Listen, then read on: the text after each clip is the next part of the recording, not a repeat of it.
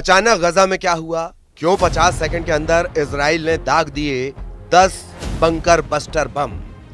ये पहली खबर है, लेकिन दूसरी खबर ऐसी जिसने इस वक्त सीज फायर से ज्यादा नए युद्ध की दस्तक दे दी है। खबर है कि इजराइल के स्ट्रेटेजिक अफेयर्स मामलों के उपराष्ट्रपति जवाद जरीफ का दावा ये कि इजराइल ने ईरान के परमाणु कार्यक्रम में बम फिट करने की कोशिश की थी। यानी इजराइल के मोसाद ने ईरान पर किया पेजर ऑपरेशन, ऐसा ऑपरेशन जो शुरू कर देता तीसरा विश्व युद्ध। अमेरिका से लेकर यूरोप के अखबारों में खबर छपी है कि परमाणु संवर्धन में इस्तेमाल होने वाले सेंट्रीफ्यूज में बारूद भर दिया गया था। इजराइल की मीडिया में भी यही खबर है कि ईरान के परमाणु कार्यक्रम में इजराइल ने पलीता लगाने की तैयारी कर ली थी। इसे ईरान के खिलाफ इजराइल का पेजर ऑपरेशन कहा जा रहा है। इसके टारगेट पर खामेनेई का परमाणु कार्यक्रम था। ईरान के परमाणु कार्यक्रम, या कहें कि ईरान के एटम बम को हिलाने वाली पूरी खबर क्या है, उससे पहले देखिए कि सीज फायर के ऐलान के बावजूद 24 घंटे के अंदर गाजा कैसे दहल गया।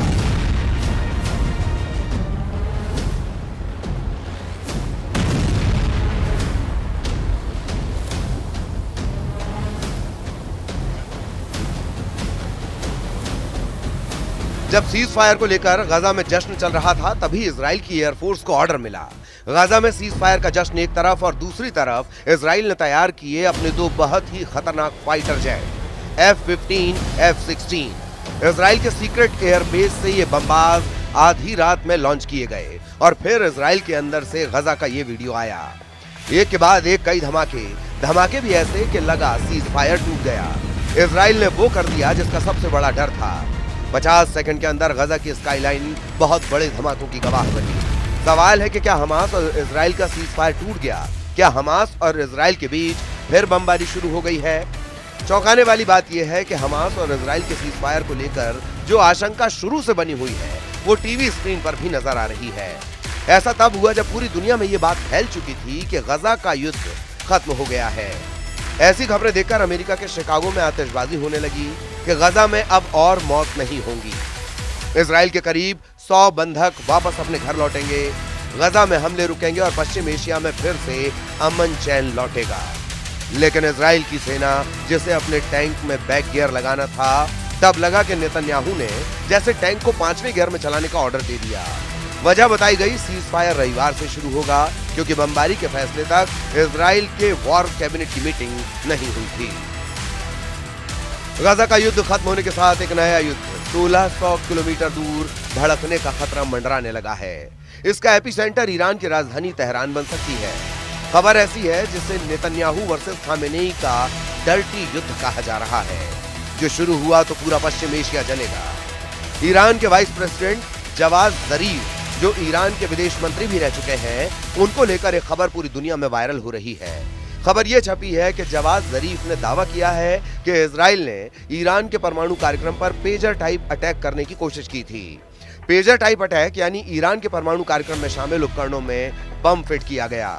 इजराइल ने ईरान को सप्लाई होने वाले परमाणु संवर्धन में इस्तेमाल होने वाले सेंट्रीफ्यूज में विस्फोटक फिट कर दिया था। सेंट्रीफ्यूज के जरिए ही परमाणु संवर्धन होता है, जो परमाणु संवर्धन के जरिए ही एटम बम बनाया जा सकता है। सवाल है कि क्या ये उपकरण ईरान के नतांज परमाणु प्लांट के लिए थे? ये बात साफ नहीं है, लेकिन ईरान के परमाणु कार्यक्रम में बड़े धमाके की तैयारी थी। ये ईरान के वाइस प्रेसिडेंट जवाद जरीफ ने बताया है।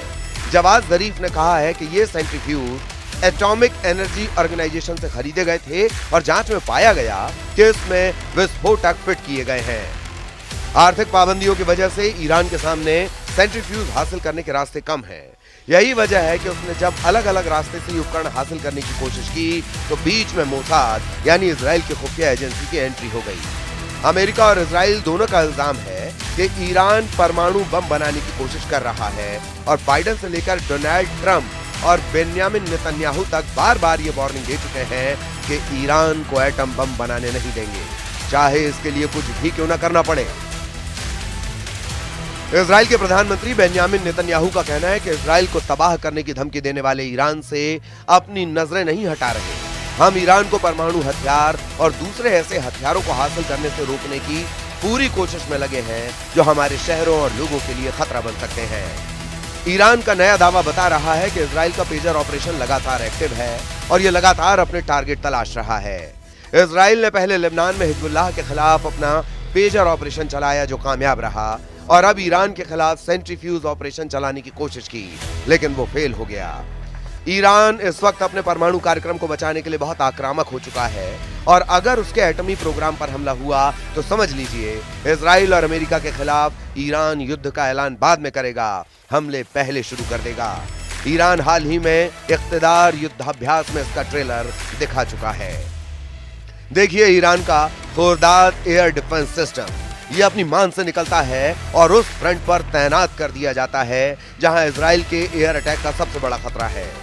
रूस के बुक M2 की नकल खुर्दाद 50 से 100 किलोमीटर की रेंज में टारगेट खत्म कर सकता है। इसके बाद ईरान का टोर एयर डिफेंस सिस्टम, रूस से लिया गया यह सिस्टम यूक्रेन में भी एक्टिव है। रेंज 25 मीटर, हेलीकॉप्टर हो, ड्रोन हो या फिर नीचे उड़ने वाला फाइटर जेट, समझ लीजिए काम तमाम। अब देखिए ईरान का 9 डे एयर डिफेंस सिस्टम, आसमानी टारगेट के इस नए दुश्मन का मतलब है 30 किलोमीटर में हर लक्ष्य खल्लास। ईरान के ये एयर डिफेंस सिस्टम अपनी गुफा से इसलिए निकले क्योंकि ईरान के सर्वोच्च नेता अली खामेनेई के कमांडर्स ने मैसेज दे दिया कि अब करो या मरो के हालात हैं, और इसकी वजह से ईरान ने लॉन्च किया है अपना युद्धाभ्यास इख्तिदार। ईरान के तेवर इजराइल और अमेरिका के खिलाफ है, और उसकी वजह है पश्चिम के मीडिया में छपने वाली बहुत ही खतरनाक रिपोर्ट। इजराइल का मीडिया, अमेरिका का मीडिया, यूरोप का मीडिया, हर तरफ चर्चा हो रही है कि इजराइल और अमेरिका अब ईरान के परमाणु अड्डों पर अटैक करने वाले हैं। 2025 की शुरुआत में अगर इजराइल या अमेरिका ने ऐसा कदम उठाया तो समझ लीजिए एक और बड़े युद्ध में पूरे साल को झोंक दिया जाएगा। ईरान के परमाणु अड्डे पर हमले का मतलब है वर्ल्ड वॉर। ईरान ये वार्निंग बार बार दे चुका है और लगातार दे रहा है। इसीलिए क्या इजराइल ऐसा कदम उठाएगा जो बड़े युद्ध की शुरुआत कर दे? नेतन्याहू ने इससे कभी इनकार नहीं किया है। इजराइल और ईरान के बीच तनाव बहुत ज्यादा है, और इस बीच ईरान के परमाणु कार्यक्रम के साथ साजिश वाली खबर ने युद्ध के खतरे को बुलंदी पर पहुंचा दिया है।